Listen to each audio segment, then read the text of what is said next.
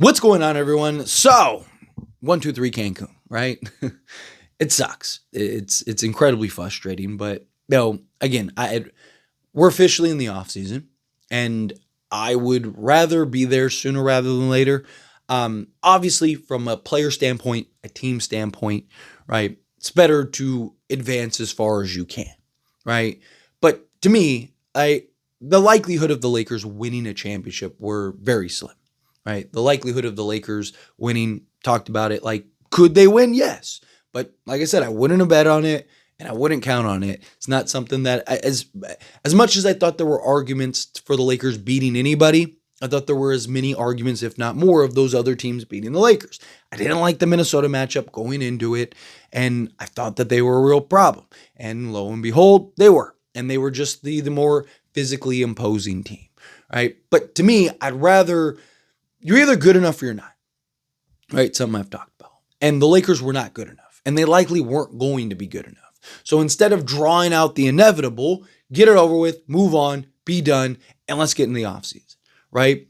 Lakers have a ton of holes. The likelihood of them winning a championship was very slim, right? And, was it possible? Sure, right? You get the right matchups, you get the right path, right? Like, that's why I wanted to play the Warriors in the first round, because I thought if the Lakers played the Warriors in the first round, I thought they had a legitimate chance of getting out of the first round. I like that matchup so much better. And then, eventually if you play Minnesota in the conference finals or something, at that point you're more matured as far as throughout the course of the playoffs and the postseason, right? Lucas figured stuff out. Reeves has hopefully built some momentum and some confidence, right? Like, your hope is that the result would be different because you've kind of built that momentum throughout the postseason. But fast forward, and it's not what happened. Well, now you're in the offseason. Lakers have a ton of needs, right? Obviously, the most glaring is the center position. Lakers have to address the center position. Lakers have to land a center. Lakers need multiple centers, in my opinion, right? Like, I think more likely than not, you're probably trading for one and then signing another. So just use examples. Mark Williams, sign, say, a Mark Williams, and then trade for a Mark Williams, and then sign, say, like a Clint Capella, right? Boom, there you go. Now you got your two centers. You got two versatile centers. Either guy could start for you on any given night, right? You got a skilled center in Mark Williams. You got a, kind of physical, offensive rebounding type of lob threat center, right? That's kind of the direction the Lakers need to go to. They also need size out on the perimeter. They need athleticism, real athletes, right? That's the big problem. Lakers just don't have the athletes. You look at this team and it's like Luka, right? Austin Reeves, Rui Hachimura, even guys like Gabe Vincent, stuff like that are just not athletic. Like, they're athletes in the sense, like, compared to us, right? Like, Luka could probably outrun all of us, but compared to NBA players, right, and NBA talent, they're not hyper athletic, right? You look at kind of Dallas, right? Look at Dallas when they went to the NBA Finals, right? You had guys like Derrick Jones Jr., hyper athletic, and Derek Lively and Daniel Gafford, and you had guys that were athletic and could run the floor and do all these things. Lakers just lack that. They need the size, they need the two-way guys, they need legit 3-and-D wings, right? One of the big problems the Lakers have had the last few years is too many one-dimensional guys. You have a lot of guys that can either shoot and score or just defend. You don't have guys that are both, right? Like, in a perfect world, if you could take Rui Hachimura and have him do the fusion dance with Jared Vanderbilt and mold him into the perfect 3-and-D wing, Lakers might win the championship, right? So they have a lot of things that they need to address. Bench depth. Bench was atrocious, right? I mean, the bench was terrible. How do you solve that? You go and you get guys, right? I think that this roster is going to get an entire renovation. I think you get a whole new facelift. I think outside of Luka and LeBron, I think everybody is tradable. I think everybody is expendable. Personally, I think you're not trading guys just to trade guys. As frustrated as I am in Austin Reeves and, some of these guys, you need to make sure you're getting the right trades, the right value. You're not just giving guys away just for the sake of giving guys away, right? I know a lot of people are looking at us like, hey, trade Austin Reeves for a bag of chips and all that stuff. But no, at the end of the day, cooler heads have to prevail. And you need to make sure you're making the right moves, the right trades, the right deals. But I don't think anyone is untradeable, right? I talked about it. Even if the Lakers won the championship, which obviously they didn't, but even if the Lakers won the championship, I thought this team looks very different than it does right now. It has to, right? Because you're not going to win multiple championships with no center or anything like that, right? But now it's even more glaring because you lost in the first round and you lost in a dominant fashion, right? Like, yes, the Lakers could have easily won and won this series 4-1, but they didn't.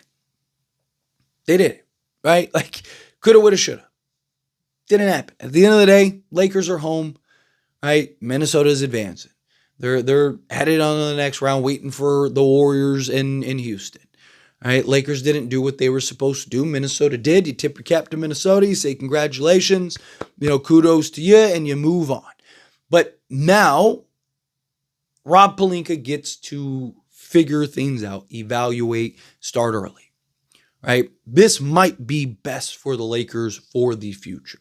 Right? Because now Rob Pelinka can because when you're in the playoffs, you're in the postseason, you're going along, like all of the focus, all of the attention, everything you're doing, you're not thinking about trades, you're not trying to do all this other stuff, you're not working on anything else other than the postseason, right? And Rob Pelinka's evaluating players and doing this, that, and the other, right? Well, okay, now you're done. Now you know what you got.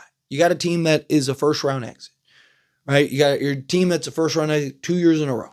You got Luka for the future, great, right? Like, you do that trade 10 times over. I've seen a lot of people like, oh, if we had Anthony Davis, we win that series.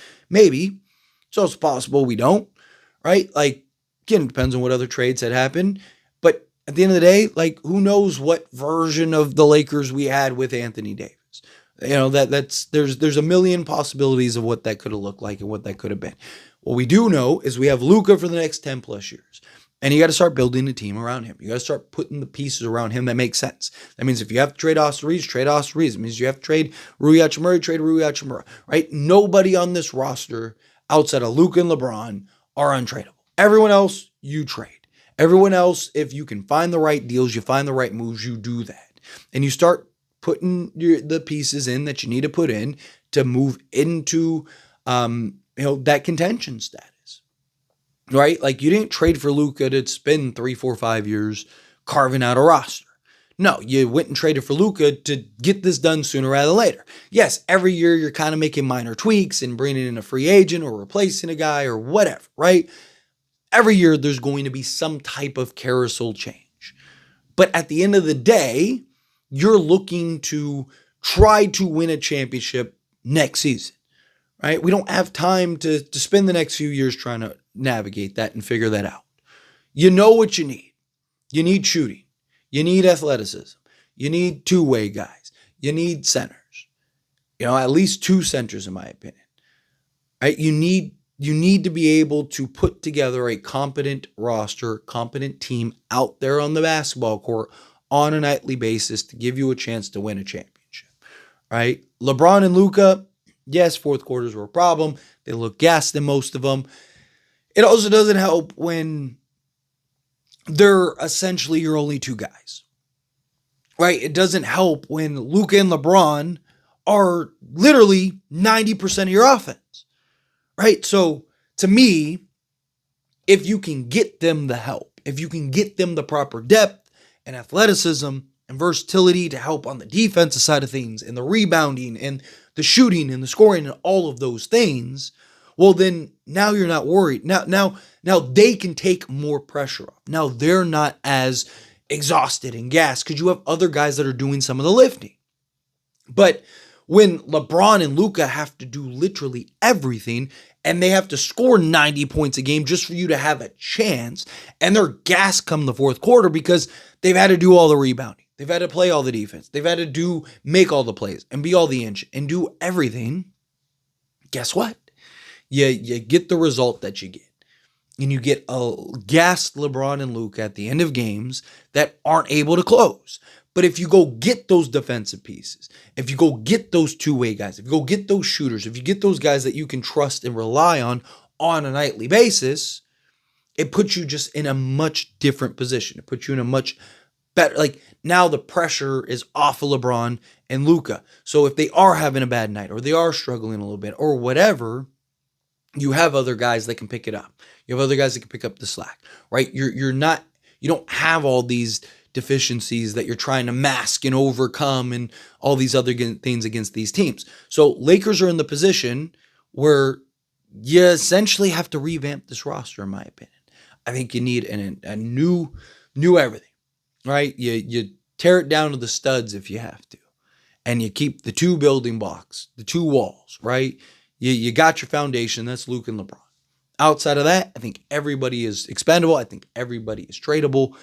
I think it's something that the Lakers need to kind of figure out, right? It sucks. You never want to go out the way that we went out, but it is what it is, right? You can't change the past. All you can do is change the future, lock yourself in, become a contender, be a top team in the league next year, go win an NBA championship, and then hopefully several, right? Hopefully you're winning 2, 3, 4 in the next, 4 or 5 years.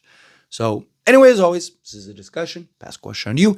Let me know your thoughts and opinions down in the comments below. What do you think? Feel what your thoughts? Agree with me? Disagree with me? Kind of mixed in the middle. Have you feel whatever your thoughts are. Either way, I'd love to hear it. So let me know down in the comments below. That being said, if you haven't liked this video, hit that like button. Helps me out. So we enjoy these types of videos. Truly appreciate it. Not subscribe to the channel, hit that subscribe button. Turn on the bell notifications. Appreciate y'all. See you in the next one.